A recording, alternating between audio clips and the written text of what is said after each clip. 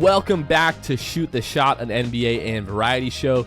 It is December 10th, 2021. Jonathan Osborne, as always, I am joined by my co-host Luke Sylvia. Luke, how are you, my friend? What's going on?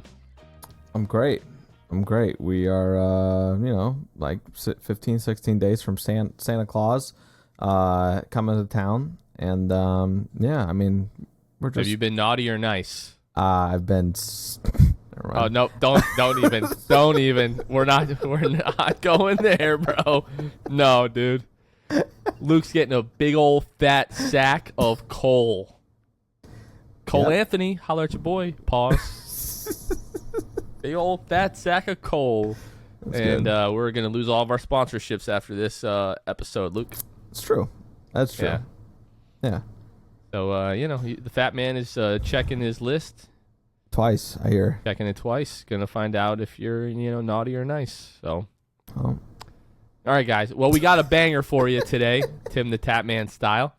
And, guys, so later on in the show, we were joined by Khobi Price, who is the new Orlando Magic beat writer for the Orlando Sentinel. Khobi was awesome. It was really, really fun to talk to him. We just wanted, Magic fans to get a chance to get him to know, get the chance to know him a little bit better now that he's going to be covering the team and traveling with the team. So really, really appreciate Khobi joining. Luke, that was a lot of fun, right? Yeah, good time, man. I mean, he's new to the area of Orlando. He was actually in Chicago as we were recording, so going to be joining the team on their next road trip, essentially, and get to experience Orlando, make the move. So a lot of fun to kind of get almost an outsider's perspective, right? Just a hoops head, essentially, knows a lot about the NBA, and just see what his thoughts are on the Magic. I'm excited to see if his opinions change on certain players and then the guys on the team. It was a blast. It was a lot of fun. We'll get to that interview a little bit later. But first, Luke, let's talk a little bit about the NBA rather. So last week we talked about the hottest team in the league at the time, which was the Phoenix Suns, Luke.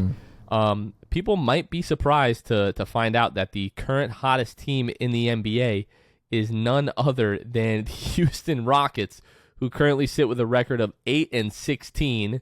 It sounds crazy to say that. But yeah, they currently have the longest winning streak in a row at 7 straight games.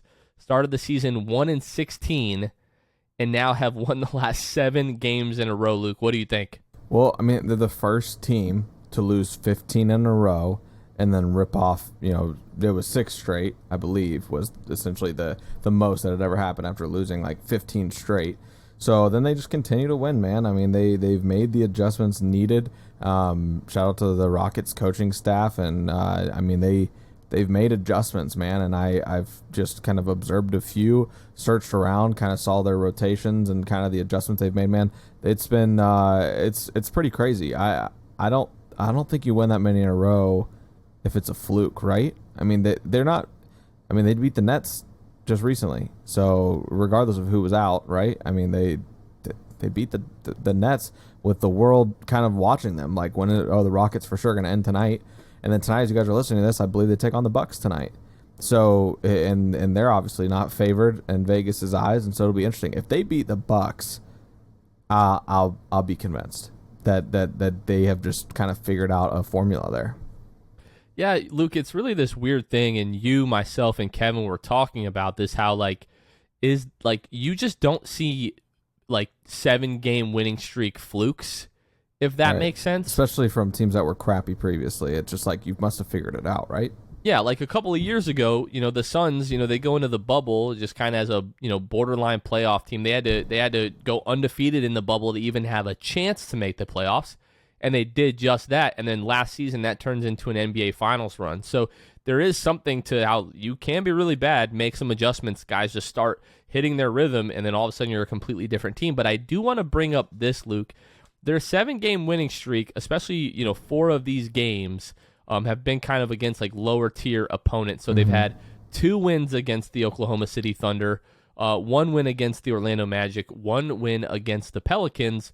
But apart from that, they've got wins against the Bulls, a win against the Hornets, and then like you mentioned, they beat the Nets. I do want to mention the Magic, their 2-point loss to the Rockets. That's the closest game the Rockets have had in this 7-game winning streak. So, put some respect on the Orlando Magic. But, I mean, if you just look at them, Luke, the last 7 games, they are 6th in overall net rating. They're 3rd in offensive rating, and they are 15th in defensive rating. So really just like this offensive explosion that we've seen now, that is, over the last 7 games has made them one of the best teams in the league. So 7-game win streak right now, their net rating is 7.2. So that means per 100 possessions, they're winning by 7.2 points per game. They're outscoring their opponents. So, I mean, if you look at their roster, again, we're going just the last 7 games, the streak that they're on, they've got, 1, 2, 3, 4, 5 guys that really contributing to this winning streak who are all scoring in double digits. So you've got Kevin Porter coming, up the back end. He's played 5 of those 7 games, but 13.2 points per game. Then you got Jayshawn Tate, 15.3 points per game. He's averaging 5 assists and 5 rebounds. You've got Garrison Matthews, who has been a revelation. He's averaging 16 points per game. He's averaging 52% from the floor and 44% from the three-point line. You've got good old Eric Gordon, and when I mean good old, I mean good old Eric Gordon, 17 points per game. Again, 51% from the floor, 46% from 3, Luke. And then Christian Wood leading all their scores, 18.3 points per game, 49% from the floor, 48% from the three-point line, adding almost 12 rebounds and 2 blocks a game. Yeah. They're going absolutely crazy right now. I haven't looked at their field goal percentage, but I would assume it's towards the top of the league the last 7 games. Right. Go ahead and I'll look at that while you're going doing your thing. Yeah. So basically, when a team rips off a win streak like this, most of the time something changed. There's a switch that was flipped on the coaching side of things, whatever it may be. The biggest thing I believe is that they have moved Christian Wood from power forward most of the time to majority center, right? So he is pretty much full-time in at the center position, it seems. Daniel Tice, who was a pickup in the offseason for them that they were excited about as a veteran presence to come in, last 3 games, DNPs. And before that, he was playing between like 18 and 25 minutes a game. Completely out of the rotation right now, the last 3 games. Starting with that Magic game, right? And then they beat the Pelicans by 10, and they beat the Nets last night. Another DNP against the Nets. So that was one of the things, right? They're not playing Wood much alongside Şengün anymore. Like, they are just embracing Wood at the center spot. I think that has been one of the biggest things. And that's really opened up the ways that they could be, how they can play with guys like Eric Gordon, who the last 3 games has scored over 20 points in the last 3 games, which is hilarious. So, I mean, everybody probably thought Eric Gordon was done. He was just going to be traded off at some point and used as a filler somewhere. And now he's contributing to this 7-game win streak. And so I'm all in on the chaos. I want it to continue. The one thing that is interesting to me, and I'm sure it's just coincidental, it would probably, maybe the streak continues even with them, but they're not having to develop Jalen Green right now. He played the game, I believe, in Chicago, if I'm not mistaken, when they beat Chicago, and then hasn't, because that was the first game of their win streak, correct? Yeah, he's missed the last 6 games for them. So he played that game against Chicago, and then these last 6 games he hasn't played, and it hasn't really mattered at all. I mean, they're winning. They weren't winning, and I think there might be people who are trolling that might be like, oh man, look, Jalen Green, I don't know, is he already a bust? Because look at what the team's success is. There are people like that. I know there's rational people listening to this right now, and they're thinking, that is the stupidest thing you've ever said. Nobody says that. I can find you many comments and things on Twitter of people who have said this already. Whether it's a troll or not, it's just not accurate. I think that it does have a lot to do with the fact that Jalen Green isn't requiring run right now. Like, the veterans are stepping up. They're in place. I think this would be a great thing if the Rockets are like this long term. But I think once Jalen Green comes back, you're back and kind of like, okay, we got these young guys we need to develop. Sorry, Garrison Matthews and Eric Gordon. Maybe we'll tone it down a little bit with you guys because these guys need to develop. And I think that you could see a dip when Jalen Green comes back. And it is what it is. He's learning. And I think that that's really the other hot topic of this streak is that an issue? And I wholeheartedly think that it's just it is what it is. Jalen Green's developing. He's got a lot to improve on, and I think that the Rockets are going to do that as opposed to fight for to be in the play-in. Yeah, the second pick in the draft, you're not going to play him because you really like what's going on right now with this 7-game win streak. Like, it's not like the Rockets are. No one expects them. At least I don't think. Still, I don't expect them to contend for a playoff position. I don't expect them certainly not to contend for a title. You beat the Bucks tonight, and I'm listening. But you're not going to win a title. But I think that you're better than I gave you credit for, despite your win streak. If you can beat the Bucks, it's at home. It's in Houston. So if they can extend that win streak tonight, I'll start paying even more attention to the Rockets. But yeah, I agree.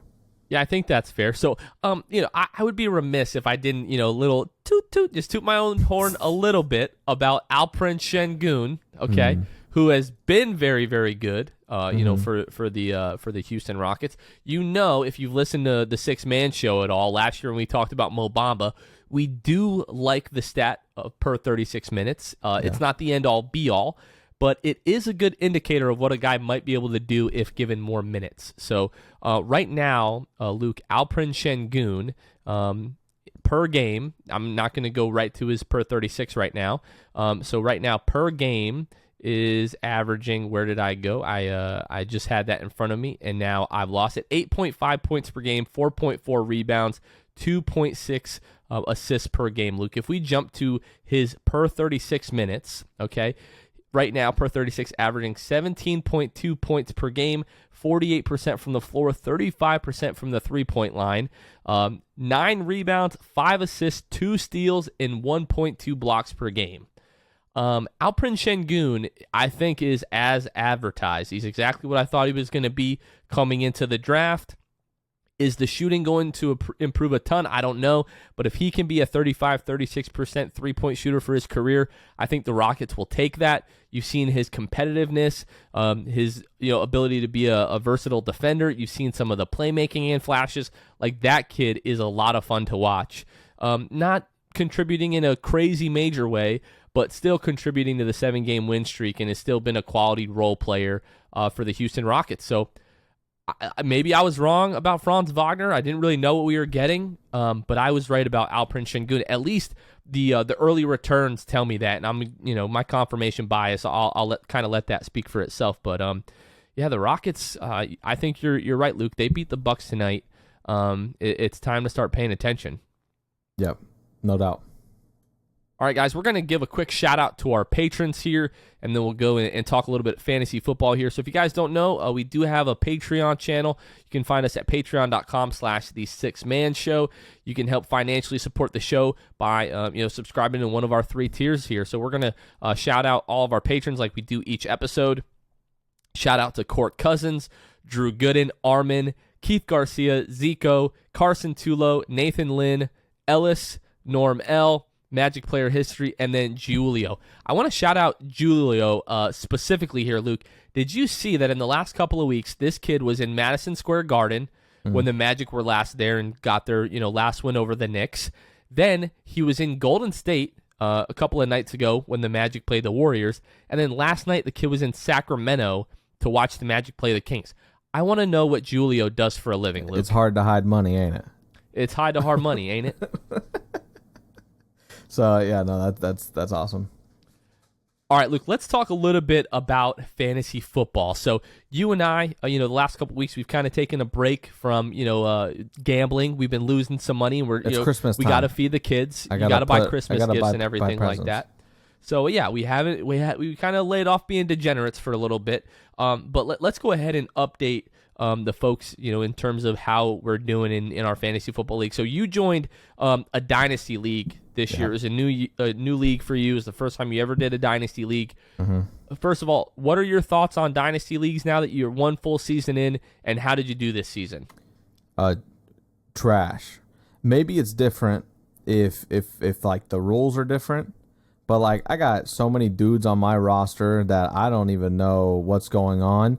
I'll go to try to pick up a player off the waiver wire this year, and he'd already be on someone's roster. And I'm like, how? This guy just, like, an injury just happened. How is this guy already off the waiver wire? So I'm like, oh, yeah, everybody has approximately 100 players on the roster. That's how. So I have I don't even have mixed emotions. It has rubbed me the wrong way. Usually I'm someone who's like super in depth. I'm listening to fantasy podcasts. I'm grabbing guys off waiver wires, based on suggestions, things like that. So yeah, I finished the league, the season essentially. I think I was like 5-6 or something like that. I was like a half game out of, the playoffs. So yeah, that's kind of how it ended for me. And, I don't know. I'm gonna have to talk to the commissioner, old commish, see if we can get some things changed about the league, because I don't know if I can do this again. Yeah, so me in terms of my fantasy league, so I'm in two separate leagues. One, all the barbers at the barbershop that I go to, all in the same league. I've been in this league. I think this is my 4th year. I won the league the first year. The last 2 years, I made the Super Bowl and lost. And I think this is going to be the year that I don't make the playoffs. I don't make the Super Bowl, anything like that. Basically, Aaron Jones getting hurt, for a couple of weeks there really hurt me. And then Saquon Barkley, as a Giants fan, as a fantasy owner, just really been a disappointment this year, and just didn't get me to where I thought I was going to go. So I finished that league. This week is going to be my last week. I'm probably going to lose, so I'll probably finish the season 6-8. But then in my other league, which I'm in, with a bunch of buddies of mine, Jonathan Taylor fell to me at like the 11th pick or something like that. Yeah. He's been the number 1 running back, since Derrick Henry has gone out. So I went 8-3 in the regular season in this league. I scored 1,570 points. So I finished number 1 in scoring in the entire league. Multiple weeks as the high scorer. There's a ton of payouts in this league. So I'm walking into the playoffs with at least $250 in my pocket. It's $150 buy-in. Even if I lose, still making $250. You can never be mad at that. Right now, I'm in the second round of the playoffs. So in this league, it's 2-week playoff rounds each. So I'm 2 weeks away if I can pull it off. Jonathan Taylor is on a bye week this week. So if I can pull off, some type of miracle over the next 2 weeks and I make it to the Super Bowl, the Colts could not have picked a worse time to have a bye week for me. But yeah, if I make it to the Super Bowl, I think I'm guaranteed like another $200 at least. And if I win the Super Bowl, I'm looking at like $1,100 pot, something crazy like that. So all in all, been a pretty solid fantasy league for me, fantasy year for me this season. I think this is my 4th or 5th straight year of making a Super Bowl, if I make the Super Bowl, in at least one of my leagues. And number 1 team all year, highest scorer in the league. I'm going to be pissed if I don't at least make it to the Super Bowl. That would just, be ultimate bad luck. So hopefully the team pops off. Hopefully I'm able to make it in there, Luke. So, Luke, let's go ahead and have a quick word from our friends at Manscaped, and then we will get into our interview with Khobi Price. Guys, it's holiday season, and you don't know what to get as a gift or stocking stuffer? Well, today's sponsor, Manscaped, has the tools to guarantee you win this year's stocking stuffer or white elephant competition. Manscaped is the leader in men's below-the-waist grooming, and they have served more than 4 million men worldwide. If my math is correct, that's almost 8 million balls. Get 20% off plus free shipping at manscaped.com with the code SIXTH. That's SIXTH at manscaped.com. Ho, ho, ho, fellas. Naughty or nice, 'tis the season to perform. Here are our picks for Manscaped Surefire Win Stocking Stuffers. Number 1. The Manscaped 2-in-1 Shampoo Plus Conditioner, just launched. Kill 2 birds with 1 stone. Number 2. The Manscaped Cologne Infused Body Wash. Number 3. Shears 2.0 Luxury 4-Piece Nail Kit. Number 4. Crop Mops Ball Wipes for your stanky balls. Number 5. Manscaped Signature Cologne. These formulations are all vegan, cruelty-free, dye-free, sulfate-free, and paraben-free, so you know their products are legit. Make sure you hurry to their site to ensure these wild gifts show up before the holiday season. Whether this is for your partner, dad, brother, friend, get them something that they will actually use, and it's almost sure to get a laugh. So get 20% off plus free shipping at manscaped.com with the code SIXTH. That's SIXTH at manscaped.com. Be the ballsiest gift giver this year with Manscaped. All right, guys, we are here with Khobi Price, who has recently started covering the Orlando Magic for the Orlando Sentinel. Just going to give you guys a quick little bio. So he previously was a sports reporter for the South Florida Sun Sentinel, covering the University of Miami Hurricanes, the Miami Heat, Inter Miami CF, and FAU football. He is a graduate of Northern Illinois University, has held internships with the Chicago Sun-Times and CBS Sports Network. He is from Chicago, so I don't know if you're a Bulls fan, but Khobi Price, how are you, man? I'm well. I'm doing well. Appreciate the intro. Yeah, I have done all that. That's crazy to actually say. Yeah, I have covered all those teams. And yes, grew up a Bulls fan, but my like overall sports allegiance, I've grown up in multiple places, so it's like kind of changes by the city. Yeah, man. So how is that like covering teams? Do you try to like take your fan hat off as much as possible, or like us, we're very biased about the Magic and we're very unashamed about that. Where how do you feel about that kind of stuff? Yeah, no, I mean, for my position, really take the fan hat off, but that doesn't mean don't be passionate about what you do. You cannot be a fan, but still be passionate about your work, or still be curious about, angles, or be curious about players, or be like, hey, like, I can just be like, hey, this player's amazing. Like, this player's great. I really like what they, we can dive deeper into it, like just some inside basketball. But I really like how this, player runs the pick and roll. I like their patience. I like their cadence in certain situations. So you can still like have that attachment, but maybe not be like, when I think fan, I think like rooting. Yeah. Rooting for that is like, I'm not really rooting for it in that sense. Yeah, as a journalist, it's important to try to be as objective as possible. I know that Luke and Kevin would probably like to hear your thoughts about this, but so you just recently were covering the Miami Hurricanes. What do you think of the head coaching change that happened down there, and then also Luke's Florida Gators? What are your thoughts on those hires? Yeah, with Miami, it was honestly, I got out like right when stuff really got out of control. Like you could kind of feel it towards the end. Like I guess pull back the curtain. My last day at the Sun Sentinel covering Miami Hurricanes was the day after the last game, or like 2 days after the last game. So you could feel it. I knew stuff was coming. I just didn't know how quick it was going to happen, nor like if Andy Diaz didn't know either. Yeah, apparently not. Exactly. There was an awareness. There was like a feeling around the program, like, oh, this may happen, but it was not a definite at all. So just kind of like this, I guess, uneasiness, this lack of steadiness, everybody's like, all right, like, right. This is really going to happen. This is really going to happen. Yeah. So, but for Miami, like Cristobal, I mean, we've been saying his name amongst at least the media crew, whoever. We have been saying his name pretty much since like September, October, just thinking like if they could get their quote unquote guy, like Mario's definitely their guy. Now, whether he want to go, but they're going to give him the money, this resources, etc., to attract him. We didn't know that at the time. Clearly, and the answer to all those questions are yes. They're going to invest money into him, his coaching staff, into the program to make sure they said, look, we know that you are not, you're not going to come cheap, right? You got to know that we're going to actually be good for real about building this football program up. So we're going to do that. And then for overall athletic program, just getting the Clemson athletic director. Yeah. Seems like it's taking a whole entirely different approach to just the infrastructure and how they're trying to build out not just the football program, but the athletics program overall. Like I said, it was a really weird saga because you felt like this uneasiness, but it's just like, it's good. If they can get their guy, like he was obviously their number one, so if they can get him, then that's what they're going for. Florida, There we go. Tension started early. I don't have like anything bad to say about Florida. I mean, your hesitance there speaks otherwise. I knew a change had to happen. Like, cause it was weird because that Samford game was happening the same day as Miami, Florida State. I think it actually might have been like a noon or 1 p.m. whatever. It might have been a noon kickoff. And we were all just talking like, yeah, Mullins out. If it's not for this game immediately, then he's going to have to go. Just because that situation, you could just see the players. It was a wrap for him. He lost that team. He lost that locker room. He lost that program. It was a wrap. And then I think like he was gone after the Mizzou. Like I forget, was it Mizzou? Yeah. Yeah.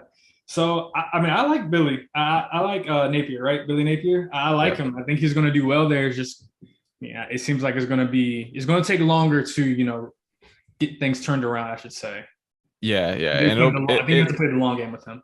No, for sure. And I think that Florida fans, myself included, are going to have to get used to like very, very mediocre seasons, kind of like we had like after 2010, and give him time to get his guys, right? So that's definitely the thing. I could talk about Billy Napier. I love that dude already. I think he's passionate. He's already hit the recruiting trails, day after being on campus. So not enough good things so far to say about him. Hopefully that doesn't change. But Kobe, I wanted to ask you, we talk about, you said like after your introduction, like, man, I have done all those things.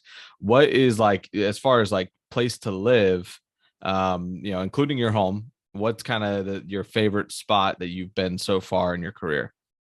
Yeah, I mean the main places I've really been have been both, I guess, Chicago, Chicagoland area, uh, South Florida, and now I'm gonna be in Orlando.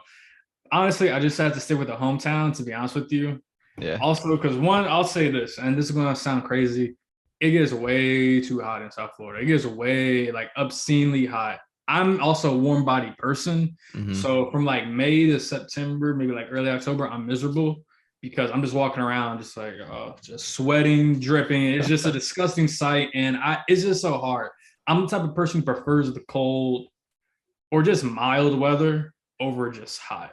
Just Right. and even Orlando is a lot cooler, just more mild than South Florida. So yeah, I might just stick with the hometown. Maybe Orlando will change my mind, but right now, hometown, where I grew up, that's the place to be. The Windy City. So, Kobe, I wanted to ask you, obviously, you covered the Miami Heat a little bit, had some, exposure down there in South Florida. What was it about, the job with the Orlando Sentinel to cover the Orlando Magic that kind of pulled you away from Miami? Was it just the Heat? You were like, anywhere north of here is good? Or what was it about, potentially covering the Magic that interests you? To be honest with you, this is December 2021. I made a decision like July 2020 that I just had to get as far north as possible. Like if I could just move, I was going to incrementally make my way further north with each and every move. Halfway joking, not really. But anyway, um, really it was more so about opportunity than anything else. Like I was on some great beats down in South Florida, being able to cover the Miami Hurricanes. I was the backup beat writer, had great experiences there. But it was really the opportunity to just be a lead NBA beat writer, for a legacy paper like the Orlando Sentinel. Opportunities like that, they don't come very often. And to be and put in the position where that was, a blessing. And so as soon as the opportunity presented itself to me, I was like, yeah, I'm going after this. No doubt about it. I mean, I'm sure we're going to get into it, just like specifically the team, what I liked about the team, or maybe not what I liked, but just what I thought about the team when I was taking this job. But the opportunity to be a lead NBA beat writer, which is something I've always wanted to do since I've started my writing career. Once the opportunity was there, it was like, all right, I'm gonna make this happen. I don't like all the logistical stuff that's going to stress me out from the day I move out my apartment in Pompano Beach to the day I move into my apartment in Orlando. I'm going to have to figure that out, but I knew that was an opportunity that I just could not pass up. Is basketball your favorite sport to watch? Yes, absolutely. Gotcha. Yeah. 100%. What did that look like growing up for you? I mean, for me, I grew up, at least my dad's side of the family was big on basketball. I'll just name drop him now because, yeah, we're on the topic, but my granddad actually played in the league back in the day in the 70s. So my granddad and I guess that'd be my great uncle, my granddad's brother, they both played in the league. Like I said, back in the 70s, like 70 to 80 or like 72 to 76, whatever, however long. My granddad played longer than my uncle. So that, I guess, and then my dad played a little bit in college. My aunt played ball too. So I just grew up in a basketball, or I guess raised by like basketball people, at least on my dad's side. So I played high school, I played as a kid, just really loved the game and just always watched it. I think I said this earlier, I grew up a Bulls fan. My first favorite player was Ben Gordon. I just could not. We had a little Ben Gordon stint in Orlando here a few years ago. Didn't go as well as his Bull stint, but yeah, I was going to say I forgot about that, and I think part of me I purposely forgot about that because I choose not to remember that. I think he forgot about that. I think if he had a choice, yeah. I hope so. Yeah, no, Ben Gordon, Luol Deng. I didn't really like Kurt Heinrich until like he came like the second time, or he came back like a second stint. And like for no good reason besides like I always thought it was like Ben, like I don't know what it was, but I always thought it was like Ben Gordon versus Kirk Heinrich. Ben was like, no, I'm a Ben Gordon. I'm in the Ben Gordon camp. I would imagine at the time it wasn't really like that, but if I felt like that as a kid, so I was like, no, I'm putting my stake in Ben Gordon camp. I am putting it all investing all of it right here. I like it. So then obviously you get Derrick Rose and Joakim Noah and then just those guys, those teams. Yeah. But so it was a great to grow up. And then obviously you have the Sky, who WNBA champion Chicago Sky right there. The champs. being able to watch them growing up too, and just being able to follow them, even to this day. So That's awesome. That's basketball has been a big part. And I was talking to talking to one of my friends not too long ago, and he was like, "Man, we were 8 years old when we were like in elementary school, or whatever. We were 8 years old talking ball. So I always knew that you had this passion and." You were going to wind up making this. I was like, yeah, man, it's actually crazy to believe it. But we were like 8 years old breaking down basketball during recess, like extra awesome. seriously for no reason. We Have were you like going to seen- be on ESPN, all of us, just like right there. Have you seen Kirk Heinrich recently? The years have not been kind to my guy. He's looking old. I have not seen any of Kirk. I would probably say within like the last 3 years. Yeah, I think when they recently had like the Joakim Noah night in Chicago, they had a bunch of ex-Bulls come for that, and Kirk Heinrich was at that. And I was like, who's this old guy standing with Joakim Noah? And then I'm like, oh my gosh, that's Kirk Heinrich. Like he aged very, very quickly, because I just remember him obviously in the shades. Like the guy looked like he was 23 years old until he retired, and now he looks all of 40, 45, whatever he is now. So wait a second. I'm trying to look this up now because I feel like I know the picture you're talking about. I didn't realize that was him. Yeah, I felt the same way. I was like, I didn't even recognize him. Oh no, yeah. Let me see if I can find this picture real quick. But Kirk has seen better days, I think. Yeah. If you Google Kirk Heinrich, Joakim Noah night, and go to images, there's a picture of just him and Joakim together. Yeah, it's tough. 2020 was hard on a lot of people, guys. Hard on a lot of people. Say, I'm not judging him. Like I just didn't know about this. Yeah. I just didn't know. Oh yeah, I see. Yeah. Yeah. He's 40, by the way. Yeah, he's 40. Oh yeah, like I said, it was yeah. I can see it. Yeah, it happens. It has been a while since I've been around. Like since I've actually seen him like that. Like it makes sense. He is getting up there. So he did look like the same age from the beginning of his career to the end. Oh yeah. I mean, I'm 28. I'm gonna be bald soon. So like it's just certain things happen to people like that. You just gotta that's the hand you were dealt. It's crazy. Yeah, it's crazy. It's only been 5 years since he's been playing. 35 is when he retired. I feel like that was so long ago, but it's probably just because of the drop off that happened. He was scoring, single digit points, starting like at age 30. So, but yeah, no, that's crazy, man. I'm gonna say at least he has his hair. He does. He does. He's got that on me. I might be 40 years old looking like Alex Caruso, but I just won't have hair. So we'll kind of see what happens there. But Khobi, let's talk specifically about the Orlando Magic. So you kind of alluded to some things that you thought were interesting about the team, when big opportunity for you, but obviously, there's some interesting storylines going on with the team. And, the last, I don't know how long you've been paying attention to the Magic, but, covering them very closely the last few weeks. What are your initial thoughts about the Magic? What have you seen? What do you like? What do you think this team can become? Yeah, my initial thoughts kind of line up with, I guess, more or less with the thoughts I had when I first joined the beat, or when I first took over the beat, took the job. And that, obviously this is a very young team. This is a very, a team that's trying to get their experience. They're taking their lumps and they're trying to develop these guys from, I know he's out right now, at least at the time of recording, but, trying to develop Jalen Suggs, trying to develop Franz Wagner, who's actually been a revelation in many ways, and just the development that he's even had within whatever 25-ish games of his NBA career. Taking another step. I know he's not quote unquote a rookie or second year, but taking another step in the development of both Mo Bamba and Wendell Carter Jr. Both I think 2018 draft class. So both in their fourth year, just trying to get them to another level in their careers. RJ Hampton, another young guy. I know that they're not quote unquote young guys in the sense that we think, but at least to me, Markelle Fultz and Jonathan Isaac are both young guys, both obviously out and expected to return this year.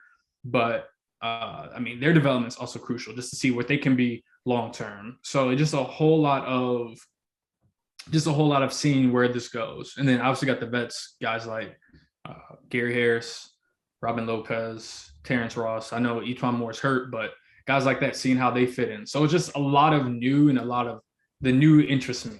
Where this goes from here interests me. That's actually a big reason why this job was so great to me, because there's a whole lot of fresh ground to really build upon. As for where I see this team going, do you mean like this year? Do you mean like no, not this year? Yeah, we know where they're going this year, right? To the lottery, baby. Yeah. I was about to say. Hope you didn't have high expectations. Nope. Yeah, no, long term, I just it's very much hedging. I'm sorry, but I need to see more just because I haven't seen Jalen Suggs and Markel Fultz play together like the rest of us, right? It's so hard to project this team when what three of your top, let's be conservative and say 8 players for the future aren't playing. I said 8 conservatively. Like some people may say 3 of your top 5. I'm saying Jalen, not Mo, Jalen, Jonathan, and Markel. Those 3 just they haven't none of them. Well, I guess Jalen hasn't played with either Markel or Jonathan, and I mean, and no, and Jonathan and Markel haven't played this season. They haven't played in a while. So Right. Yeah, I hadn't really, sorry to cut you off, Luke, but I hadn't thought about that. Like Cole has never played with Jonathan. Cole has barely played with Markel.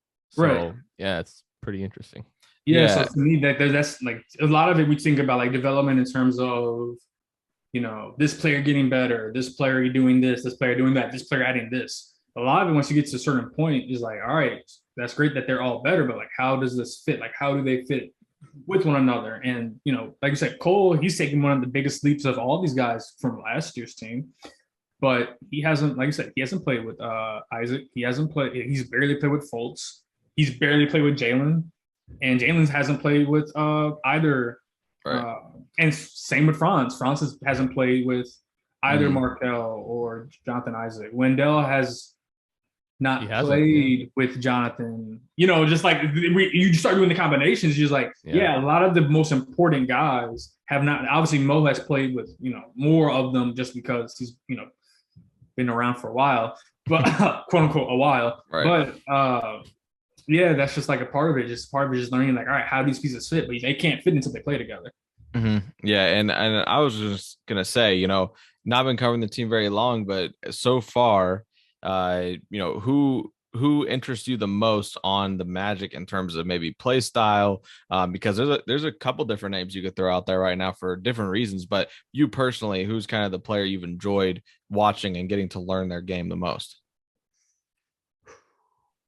That's actually, you're gonna hurt me with this one.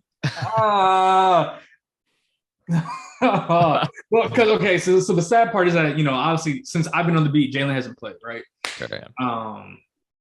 So I can kind of like eliminate him just off the strength of I have not seen him play since I've been on the beat. I've seen him play, just not since I officially joined the beat. It's really coming down to like 2 guys for me.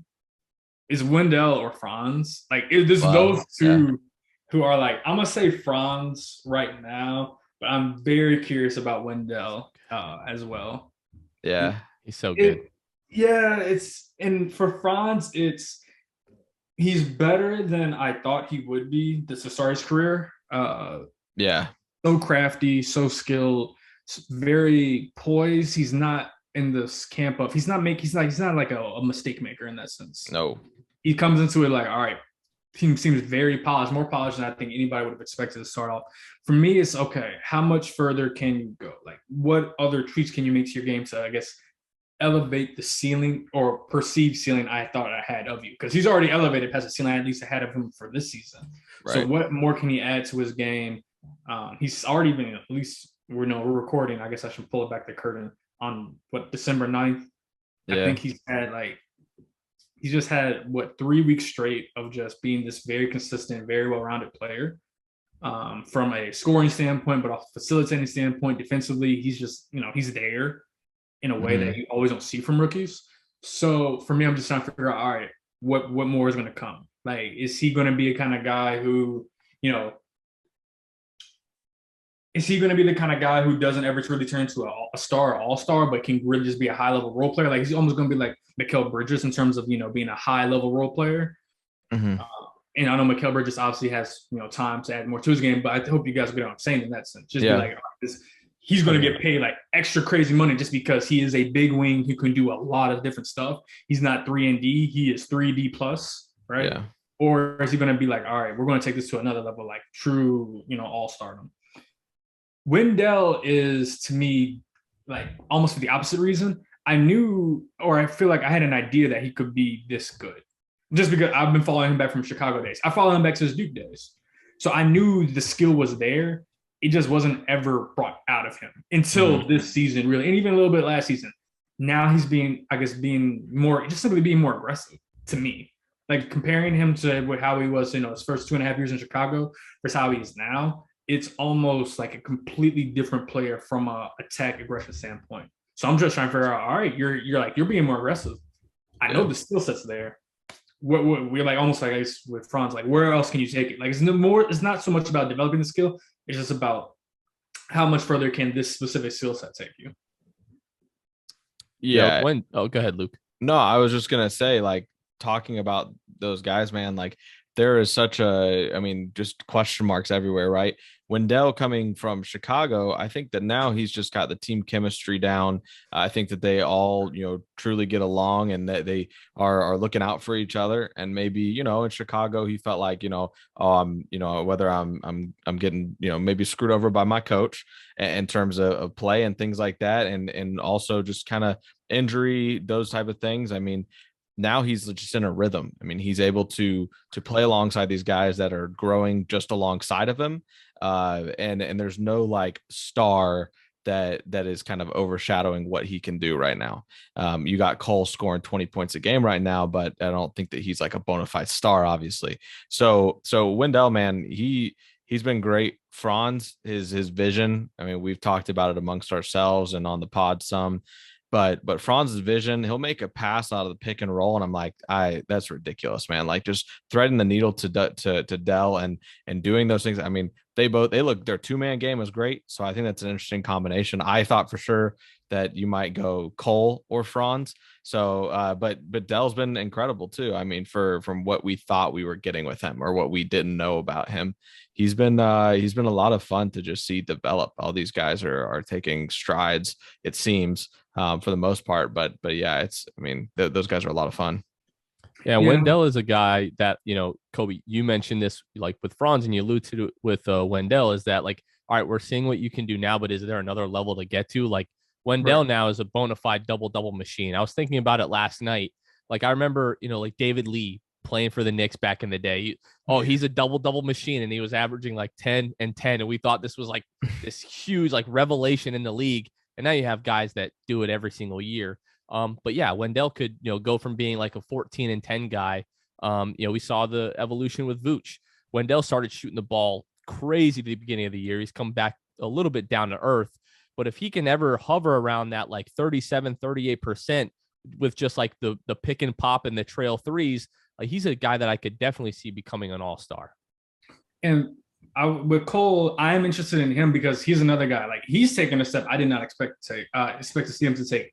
Like I've saw Cole Anthony last year, and what he's done and so like across the board as a player has been incredible.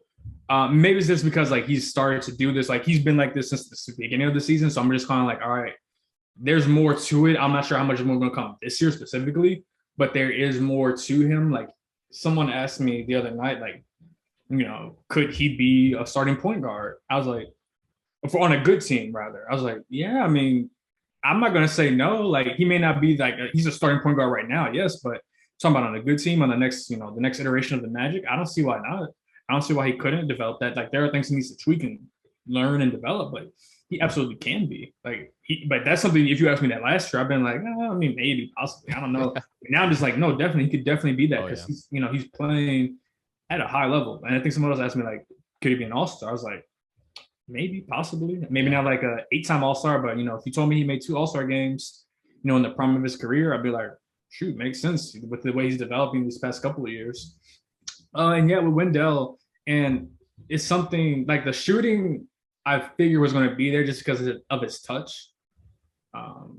His free throw numbers, they just seemed like he was a guy who could extend the floor, stretch the floor out if given an opportunity. What I've noticed a little bit more this year, really not just a little bit more, a lot more, is he's providing a little bit more juice off the bounce.